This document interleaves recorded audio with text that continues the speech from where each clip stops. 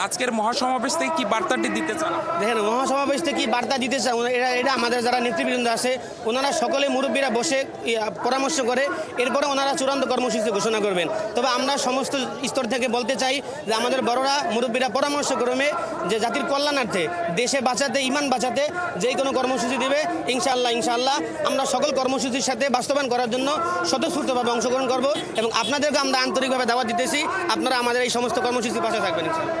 যেমনটি বলছিলেন যে এই যে সংস্কার কমিশন সহ তাদের যে 4 দফা দাবি, তারা কিন্তু বলছেন যে এই 4 দফা দাবি কিন্তু অনেকটা সমাজ বিরোধী দাবি হিসেবে তারা বলছেন এবং এই যে 4 দফা দাবি আদায়ে কিন্তু আজকের যে মহাসমাবেশ, সেই মহাসমাবেশ থেকে তাদের বার্তা সেটি কিন্তু সারা বিশ্বের কাছে পৌঁছে যাবে বলে তারা বলছেন এবং দাবি পূরণ না হলে তারা কিন্তু কঠোর আন্দোলনে, দলের শীর্ষ নেতারা যেমনটি নির্দেশনা দিবেন, তারা কিন্তু ঠিক সেই পথে কঠোর আন্দোলনে যাবেন বলে তারা বলছেন। সবকিছু মিলিয়ে এই ছিল এখন পর্যন্ত আমার কাছে থাকা সবশেষ খবর। ফারজানা।